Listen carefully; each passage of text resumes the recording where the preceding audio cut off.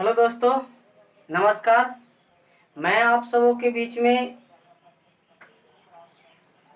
Class 10th और 12th के लिए बहुत ही इम्पोर्टेंट चैप्टर लेकर आया हूं।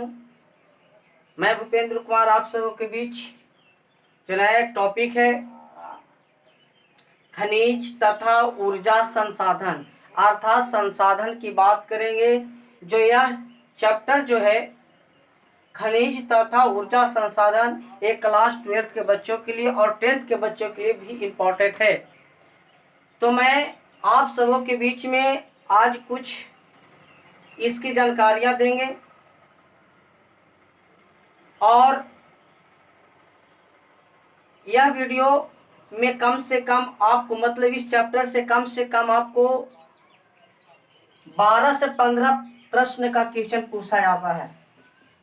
12 से 15 प्रश्न इसमें 12 से 15 प्रश्न का नंबर पूछा जाता है, जो आपके लिए एग्जाम में बहुत इम्पोर्टेंट है। तो दोस्तों और बच्चों, मैं आप सभी को एक गुजारिश करूंगा कि आप लोग इस चैप्टर को अच्छी तरह से रिवीजन करेंगे और बारीकी से एक एक प्रश्न को आप लिखते जाएंगे। तो चलिए हम आप लोग को सबसे पहली बात करेंगे खनिज तथा ऊर्जा संसाधन। खनिज किसे कहते हैं? खनिज है क्या? भारत एक संपूर्ण खनिजों से भरा हुआ देश है। भारत संपूर्ण खनिजों से भरा हुआ एक देश है। जो खनिज है क्या? जैसे सोने, चांदी, तांबा इत्यादि जो धरती के गर्भ में छुपी हुई वस्तुओं को अर्थात धरती के गर्भ से जो निकाला जाता है वह खनिज संपदा कहलाती है। जो भारत खनिज संपदा में अग्रणी है, अग्रणी मतलब सबसे आगे है। तो खनिज किसे कहते हैं?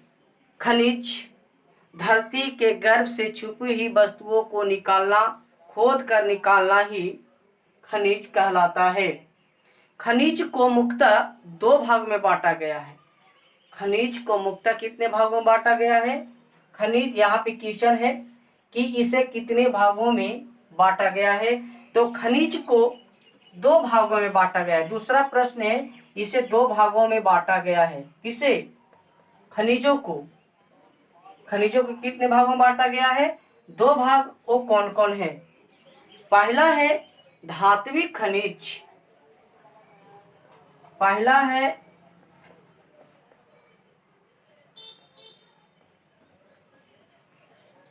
पहला धात्विक खनिज और दूसरा है अधात्विक खनिज। तो दोस्तों मैं आप सबों के बीच में ये दो प्रश्न, यानी पहला तो ये था कि खनिज किसे कहते हैं। जो धरती के गर्भ से खोद कर निकाला जाता है वह खनिज कहलाता है, जैसे सोने, चांदी, तांबा, अवरक इत्यादि। लेकिन यहाँ पे प्रश्न आगे कहता है कि इसे कितने भागों में बांटा गया है? तो इसे दो भागों में बांटा गया है। पहला धात्विक खनिज और दूसरा अधात्विक खनिज। अब यहाँ से प्रश्न बनता है कि धात्विक खनिज किसे कहते हैं? धात्विक खनिज किसे कहते हैं? तो देखिए यहाँ पे दोस्तों, धात्विक खनिज किसे कहते हैं?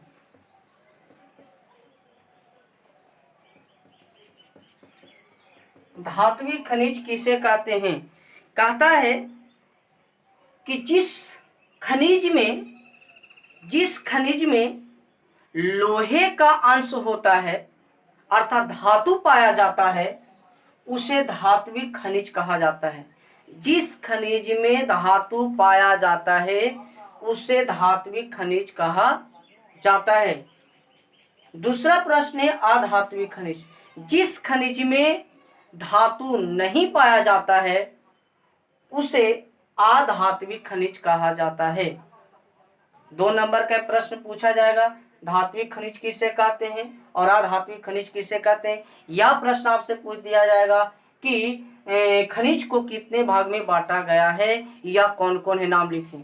तो धात्विक खनिज मुख्यतः दो प्रकार के हैं, एक धात्विक खनिज और एक अधात्विक खनिज। धात्विक खनिज जिसमें धातु हुआ करती है उसे धात्विक खनिज कहते हैं, और जिसमें धातु नहीं हुआ करती है उसे अधात्विक खनिज कहा जाता है। तो यहाँ पे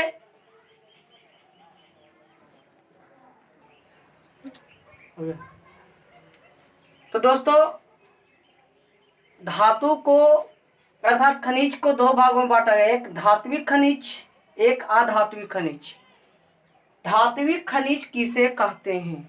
जिन खनिजों में धातु हुआ करती है, जिन खनिजों में धातु हुआ करती है उस खनिज को धात्विक खनिज कहते हैं। अधात्विक खनिज, जिन खनिजों में धातु नहीं हुआ करती है उन खनिजों को अधात्विक खनिज कहते हैं। जैसे में अभ्रक है ना,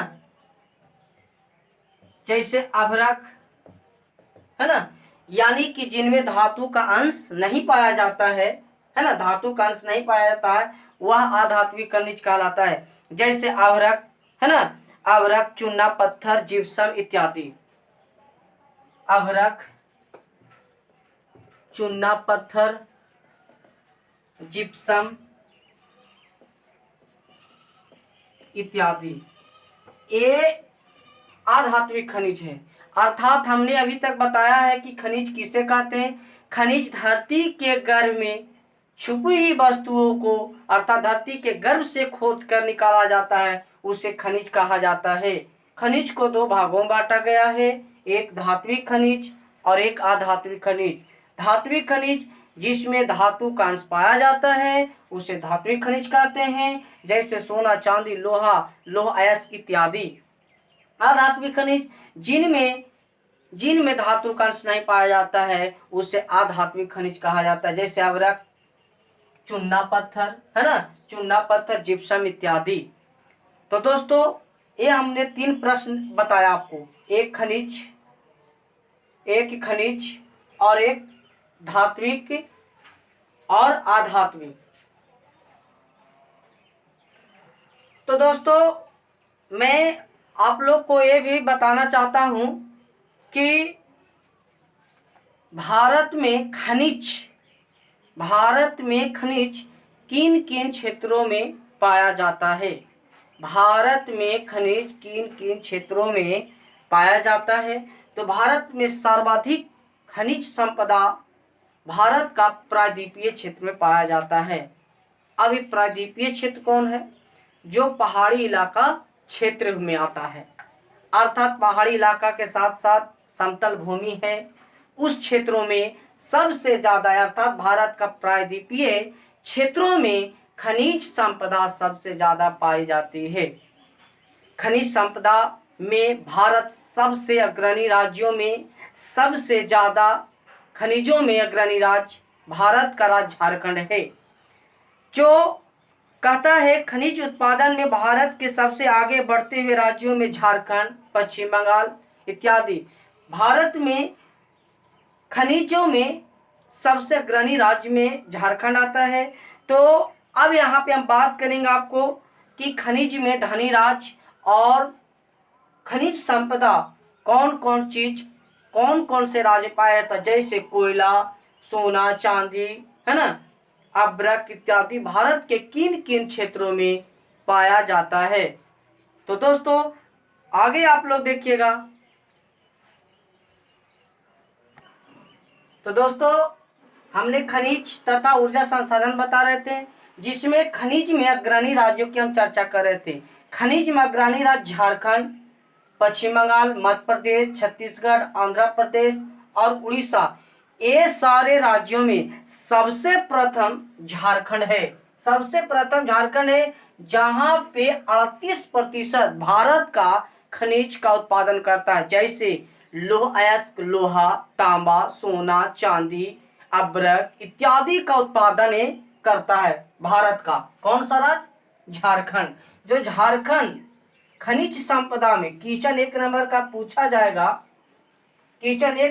पूछा जाएगा कि खनिज की दृष्टि से भारत का सबसे अग्रणी राज्य कौन है, तो आपका राइट आंसर हो जाएगा झारखंड। और इस वर्ष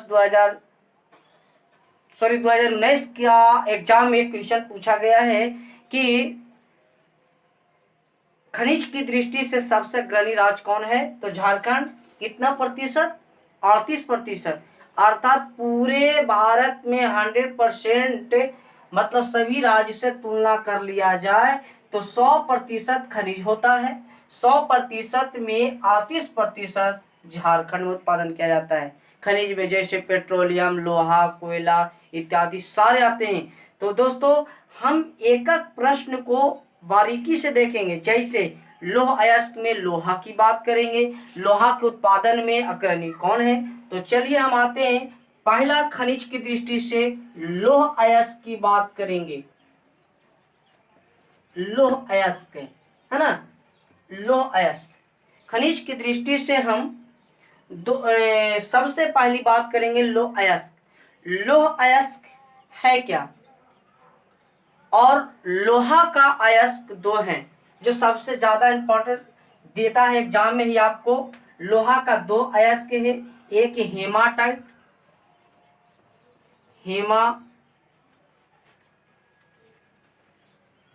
लोहा के 2 अयस्क हैं, है ना, लोह अयस्क यानी लोहा के अयस्क।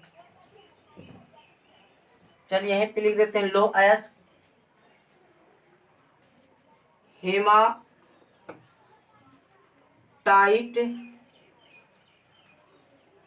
हेमाटाइट, दूसरा हो गया सिडेराइट,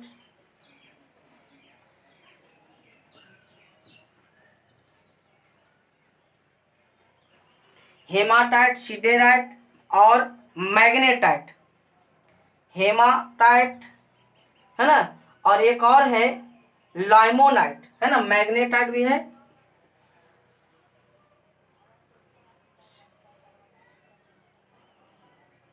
हेमाटाइट, मैग्नेटाइट।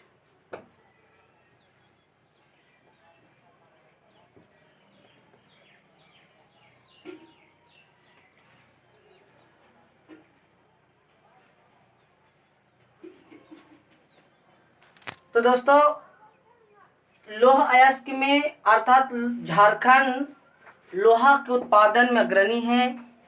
तो हम यहाँ चर्चा कर रहे थे लौह अयस्क कौन कौन है। सबसे ज्यादा तो आपसे पूछा जाता है कि हेमाटाइट किस धातु का अयस्क है? तो हेमाटाइट लोह धातु का अयस्क है, यानी लोहा का अयस्क है। याद रखिएगा आप लोग कि लोहा का अयस्क कौन है? हेमाटाइट। उसका पूछ देगा मैग्नेटाइट किस धातु का अयस्क है? तो लोहा का। सिडेराइट ये ज्यादा साइंस में पूछता है, लेकिन आप लोग को 2 प्रश्न ज्योग्राफी में जरूर देखने को मिलता है, हेमाटाइट और मैग्नेटाइट। तो भारत में सबसे ज्यादा लौह अयस्क का उत्पादन करने वाला राज्य वह है झारखंड। कहता है यह विश्व में भारत लोहा के उत्पादन में चौथा स्थान पर आता है। लौह अयस्क अर्थात लोहा के उत्पादन में भारत विश्व में कौन सा स्थान? चौथा स्थान पर आता है। यह भारत का सबसे अग्रणी राज्यों में झारखंड है, जहां पे हेमेटाइट और मैग्नेटाइट अयस्क पाया जाता है, जो लोहा को पत्थर को गलाकर हेमेटाइट, मैग्नेटाइट, सिडेराइट सभी अलग अलग पत्थर को गलाकर लोहा तैयार किया जाता है। कहता है भारत लोह धातु में कितने स्थान है? यह विशाल की दृष्टि से है जो भारतीय भू सर्वेक्षण के अयस्क में पाया जाता है। लोहा इस्पात में अयस्क में हेमेटाइट सबसे ज्यादा काम आता है। भारत में लौह अयस्क उत्पादन करने वाला अग्रणी राज्यों में झारखंड, उड़ीसा, छत्तीसगढ़ इत्यादि क्षेत्रों में पाया जाता है। कहता है भू सर्वेक्षण के अनुसार हेमाटाइट 55% पाया जाता है भारत में। हेमाटाइट भारत में 55% तक लौह अयस्क पाया जाता है। तो दोस्तों हमने अभी लौह अयस्क की बात किए हैं, तो बाकी नेक्स्ट वीडियो में हम बताएंगे। तो दोस्तों आपको अगर वीडियो अच्छा लगे तो लाइक और शेयर जरूर करें। हम नेक्स्ट वीडियो में आगे बताएंगे।